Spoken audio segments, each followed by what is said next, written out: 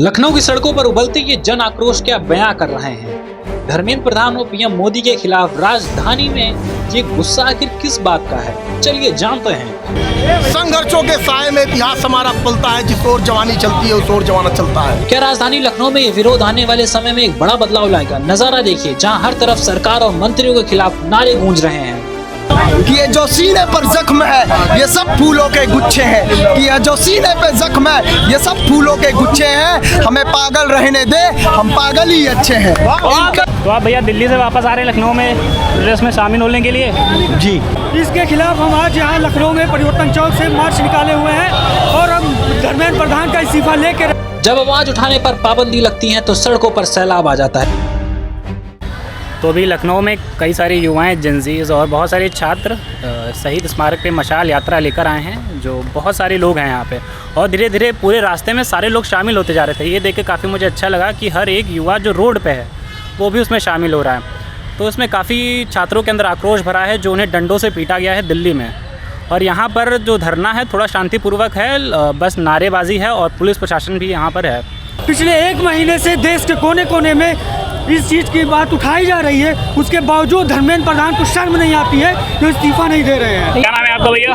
जी, मेरा नाम विशाल सिंह है और मैं लखनऊ विश्वविद्यालय का छात्र नेता हूँ। और जिस तरीके से आप देख रहे हैं कि लगातार 2014 के बाद जो भाजपा सरकार है, जो शीर्ष पे बैठे हैं तीन तानाशाह, नरेंद्र मोदी, अमित शाह और धर्मेंद्र प्रधान, ये ना सुन सकते हैं, ना बोल सकते हैं, ना देख सकते हैं। ये जवानी इस सरकार को उखाड़ फेंकेगी।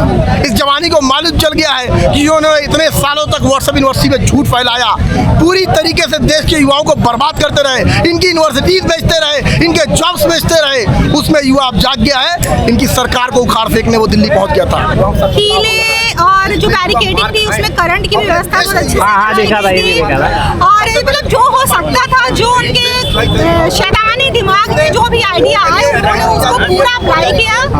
लेकिन आप ये समझिए, ये उल्टी गंगा बहनी शुरू हो चुकी है। वर्दी में, सिविल ड्रेस में, इनके हाथों में वही लाठियां हैं जो पुलिस के हाथों में होती हैं। इनके पास ये लाठियां कहां से आई? इनको ये अधिकार किसने दिया? और अगर ये पुलिस वाले नहीं हैं तो इन पे कार्रवाई होनी चाहिए, इन्हें गिरफ्तार किया जाना चाहिए। और अब तो ये जो अदालतें हैं इनको ऐसे मामलों में स्वतः संज्ञान लेना चाहिए। ये स्वतः संज्ञान का जो अधिकार हमारी कार्यपालिकाओं को, न्यायपालिकाओं को मिला हुआ है, ये कब के लिए है? किस दिन के लिए? छात्र राजधानी में मारा जा रहा है, बेतहाशा मारा जा रहा है और अदालतें खामोश हैं। ये स्वतः संज्ञान कब लेंगे? ये जो अधिकार मिला है ये एक शब्द नहीं है, स्वतः संज्ञान ये एक अधिकार है। ये कब इस्तेमाल होगा? जनता का दर्द, युवाओं का दर्द, किसानों का दर्द सड़क पर आए दिन जाहिर होता है, लेकिन ये लोग देखना, बोलना और सुनना पसंद नहीं करते। लोकतंत्र में इनको जनता ने चुन के उस कुर्सी पर बैठाया है ताकि ये जनता का दुख दर्द समझे, उसका निवारण करे, लेकिन ये लोग संवाद से भागते आए हैं। ये बहुत दुर्भाग्यपूर्ण है लोकतंत्र में। देखिए किस तरीके से कल शांतिपूर्ण मार्च को ये लोग बता रहे हैं कि गैर संगठन, आतंकवादी संगठन द्वारा चलाया संचालित मार्च था, वो छात्रों का हाथ पांव तोड़ा जा रहा है। बताइए इस लोकतंत्र में क्या छात्र की आवाज नहीं सुनी जानी चाहिए? छात्र के साथ साथ छात्राओं को काफी वो कितना दुर्भाग्यपूर्ण है कि महिला पुलिस को ना रोकने, महिला पुलिस को आगे ना करके जो पुरुष पुलिस है वो महिलाओं पे लाठी चार्ज कर रहा है, महिलाओं के साथ छेड़खानी कर रहा है। क्या ये लोकतंत्र है? क्या ये सिस्टम है हम लोगों का? देश में 56 इंच का सीना लेके विश्व गुरु बनने के लिए मोदी जी डंका पीटते हैं कि हम सबसे बड़ा विश्व में लोकतंत्र है। क्या ये लोग?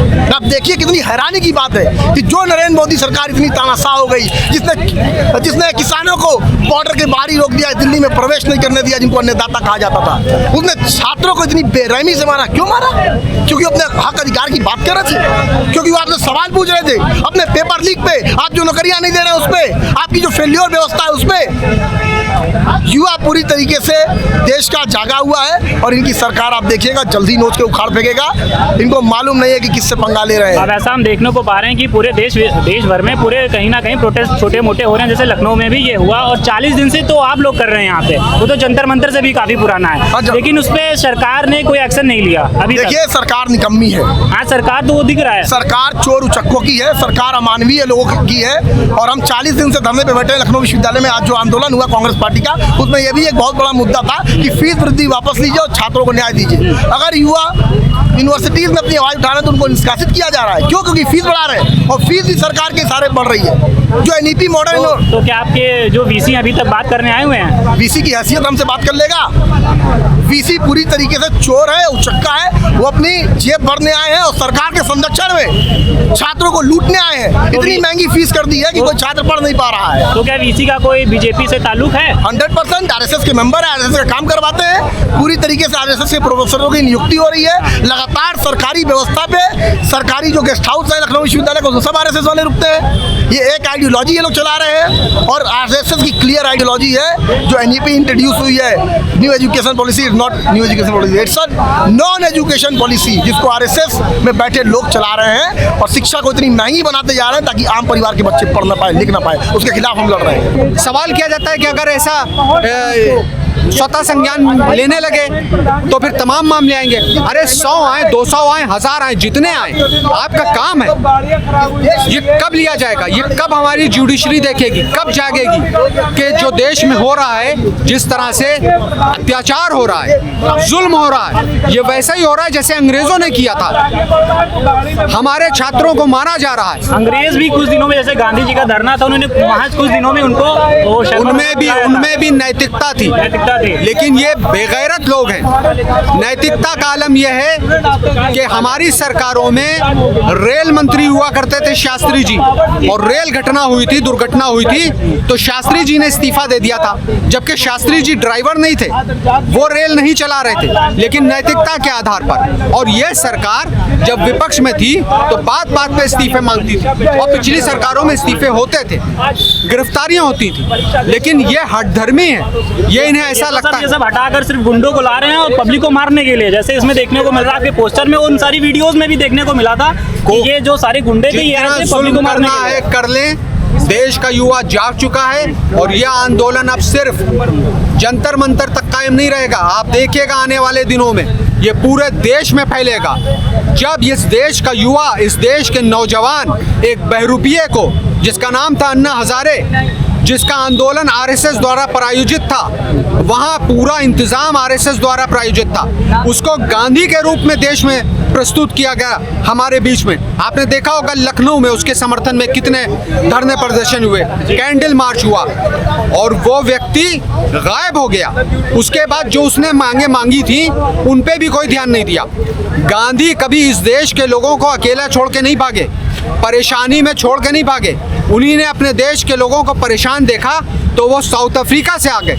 ये कैसा गांधी था जो गायब हो गया, जिसको ना युवा याद हैं, ना इतने बड़े आंदोलन हो रहे हैं, कोई याद नहीं। अब वो अपने गायब हो गए हैं। तो जब इस देश के लोग अन्ना हजारे का समर्थन कर सकते हैं तो हमारे देश के युवाओं का भी समर्थन होगा और यह सरकार हारेगी, युवा जीतेगा। आप देखिएगा इस्तीफा होगा। बताइए, जहां आवाज सुनना आपको स्वीकार नहीं है, हम लोग अपने हक अधिकार की मांग कर रहे हैं। कोई बहुत जर जमीन की लड़ाई नहीं है सरकार से।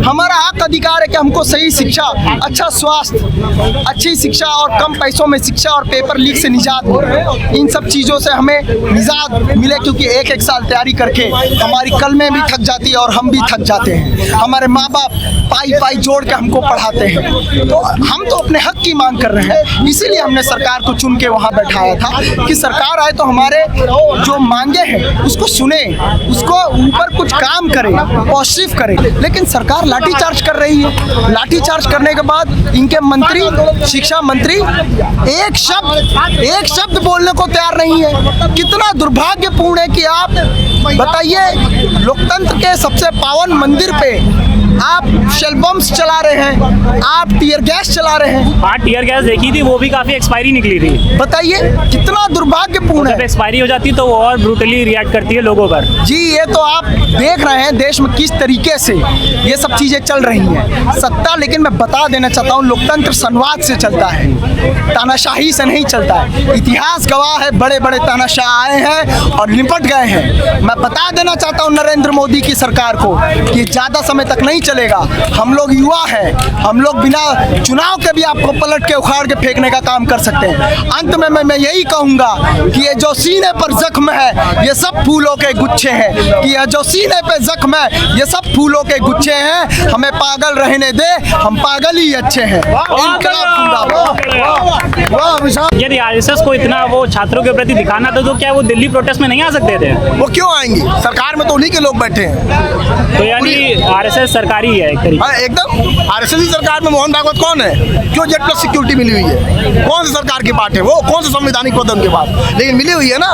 तो पूरी तरीके से आरएसएस और बीजेपी की जो आइडियोलॉजी है देश को खा रही है, खोखला कर रही है। अंबानी अंडानी जैसे लोगों का जेब भरने का कार्य कर रही है देश के लोगों को लूट के। आप लोग भी जो 40 दिन से यूनिवर्सिटी में धरना दे रहे हैं, अभी तक वीसी के कानों में जू तक नहीं रहेंगी, लेकिन ऐसा हमने इतिहास में देखा है कि धरना बहुत ज़्यादा 14 से 15 दिन होता है, या 20 दिन या 30 दिन। 40 दिन बहुत ज़्यादा ही हो गया।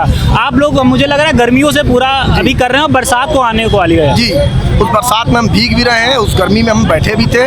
वीसी एक सरकार के नुमाइंदे हैं, मोहरे हैं, उनकी कोई औकात हैसियत नहीं है सरकार के सामने। क्या सरकार को दिखाई नहीं दे रहा कि हम कितने दिन से बैठे हैं, छात्र कितने दिन से बैठे हैं? तो इससे पता चलता है लखनऊ विश्वविद्यालय के वीसी और सरकार पूरी तरीके से छात्र विरोधी है, शिक्षा विरोधी है। और ये लोग यही चाहते हैं कि यूनिवर्सिटीज में आम परिवारों के घर के बच्चे ना पढ़े, उद्योगपतियों के लड़के आके पढ़े, तभी इनको पढ़ाने देंगे। पूरी तरीके से हमारी यूनिवर्सिटीज को प्राइवेट किया जा रहा है, उसके खिलाफ हम लड़ रहे हैं। हमें फक्र है इस बात में कि हम लड़ाई लड़ेंगे और जीतेंगे। हम हमने बीजेपी में देखा ये नारी सशक्तिकरण को लेकर अभी एक बिल आ रही थी संसद में, लेकिन अभी देखने को मिला दिल्ली में पूरा नारी सशक्तिकरण को इन्होंने पूरा बेकार कर दिया। नारी शक्ति वंदन अधिनियम, नारी शक्ति, हाँ वही। आज ही हमारा प्रोटेस्ट था। पूरे राष्ट्र से जो महिलाएं हैं, पूरे भारतवर्ष से महिलाएं वहाँ पर पहुँची थी। हमारी राष्ट्रीय अध्यक्ष अलका लामा जी ने हम लोगों को वहाँ पर बुलाया था। मैं सीधी वहीं से आ रही हूँ।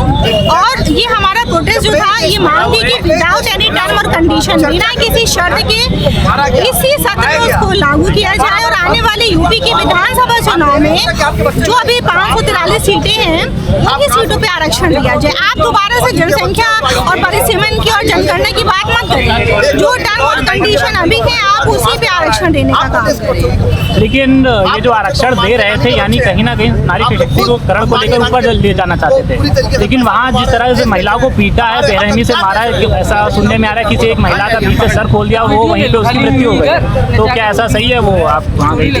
कोई भी जनतंत्र में, लोकतंत्र में आपको प्रोटेस्ट करने का अधिकार है। ये बात भी मैं कहूँगी कि लोगों को भी अपनी भावनाओं को थोड़ा सा कंट्रोल में रखना चाहिए और बहुत ज्यादा हाइपर नहीं होना चाहिए। लेकिन वहाँ बर्बरता किसने करी, ये मुझे कहने की जरूरत नहीं है। ये आप सभी लोगों ने